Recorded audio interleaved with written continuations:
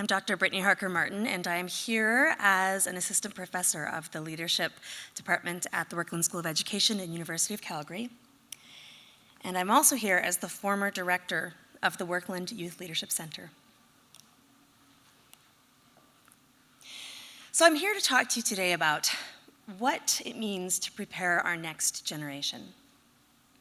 And it begs the question, at what point do youth become the next? And I'm actually kind of obsessed with this topic, this what we call, let me see if this will work, this liminal space, that's what we call it in the academy, this ill-defined time frame in our lives where we see this transition.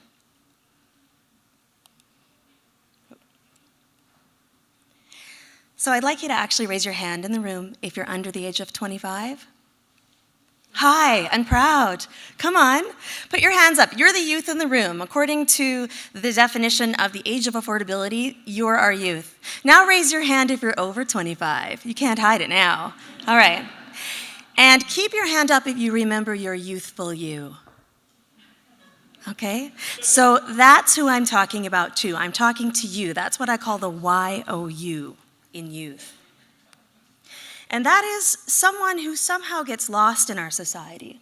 That passionate, inquisitive, creative, youthful you with a random typo during this mysterious time of becoming, creative typing often recedes and you become an adult.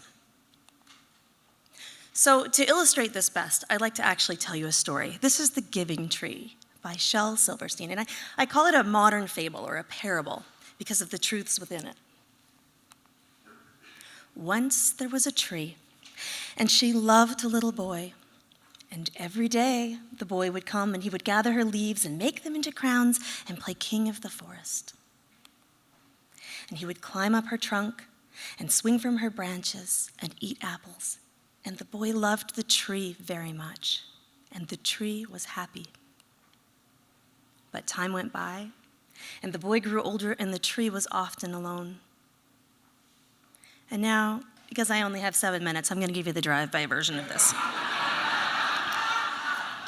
So one day, just kidding, one day the boy came back. He was a man, and the tree said, "Come and play." And he said, "Meh, I want some money. Can you give me some money?" So she said, "Well, take my apples."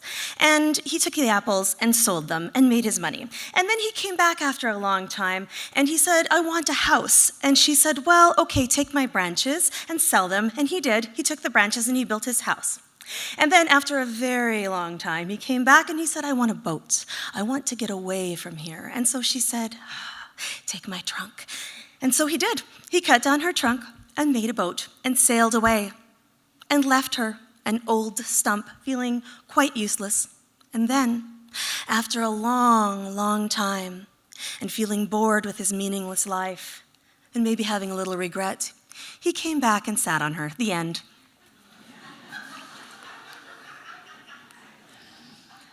What do you think? How do you feel when you hear that story? It's not a question that we're often asked in education. How do you feel about that? When I read this story, when people think about it, they often say, "Oh, it's a story of giving, of selflessness. It's of giving and kindness." But when I ask how people feel at the end, they often say, "Something's not right. Something feels off." I've had people describe that feeling as just icky, right? One of the 5-year-olds of one of my students said, "That boy is dumb." And I don't think he's wrong, actually. In the story, the tree gives, the boy takes. The boy takes because the tree gives. What value has the tree actually taught the boy? To take. And when teens hear this story, they see this socialized path, this journey that we go through in our own life that starts with childhood joy, time to grow up, work against the clock, can't wait to retire, regret.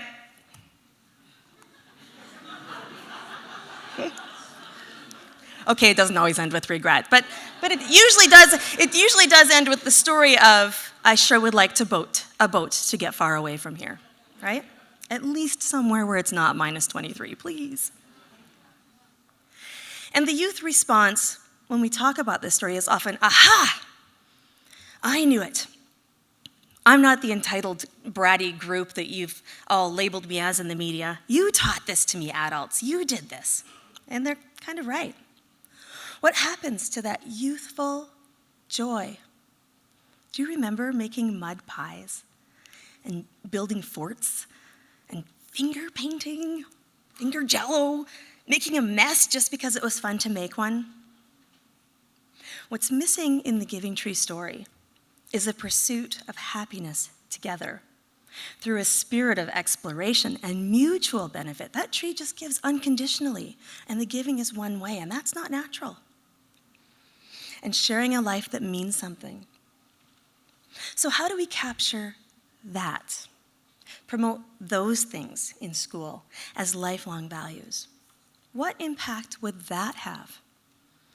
Which brings me to my research on what I call social empowerment.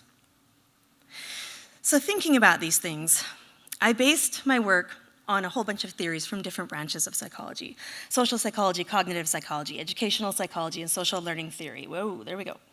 And I have come up with this new conceptual framework that I call socially empowered learning. And I define it as group-based, agency-rich opportunities that address real-world issues and make positive social impact.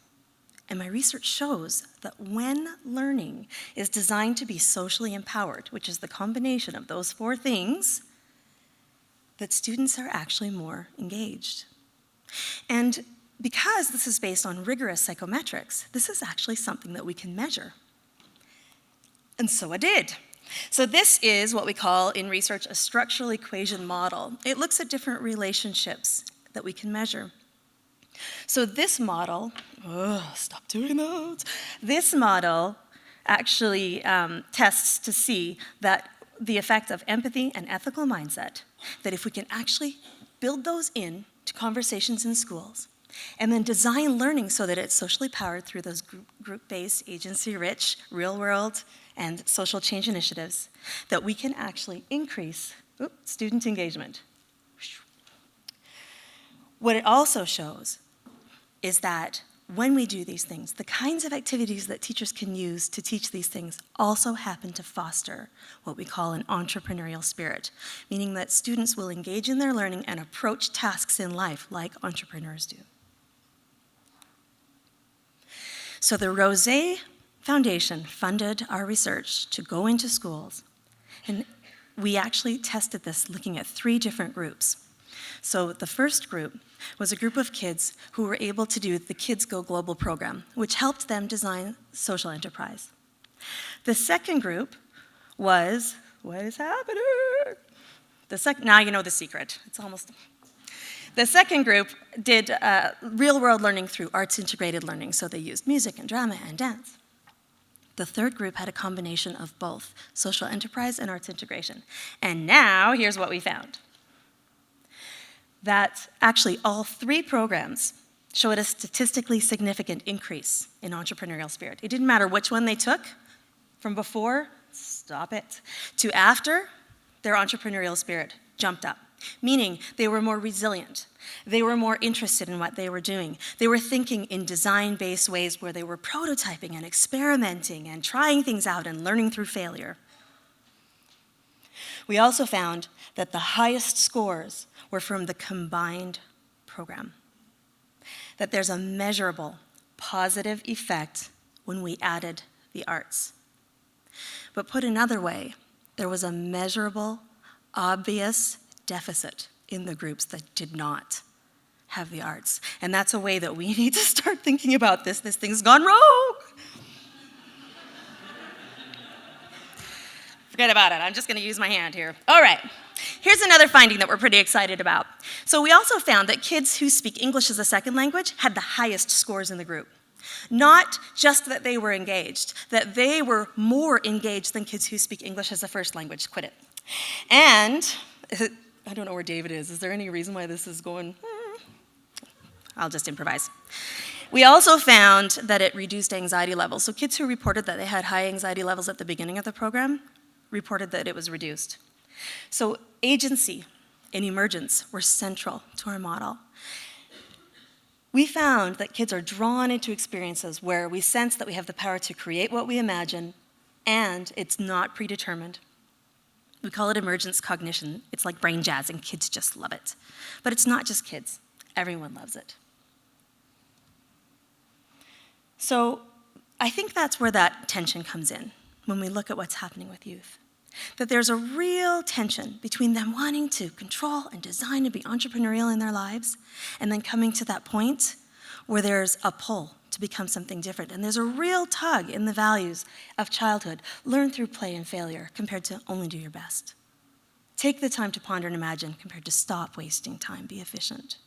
Pursue your passions, or it's okay to be an artist as long as you get a real job. Play nice, share, and collaborate becomes, to get the biggest bonus, you must beat your peers and collaborate with air quotes. So let's keep the you in youth. Instead of preparing the next generation, let's find a way to support sustaining who they are. Let's challenge the social path so life's no longer a process of slowly weaning ourselves off the joys of childhood, only to spend a lifetime in pursuit of enough money to get back to them. Let's work together on a society that is socially empowered, because that benefits everyone, and that includes YOU. Thank you.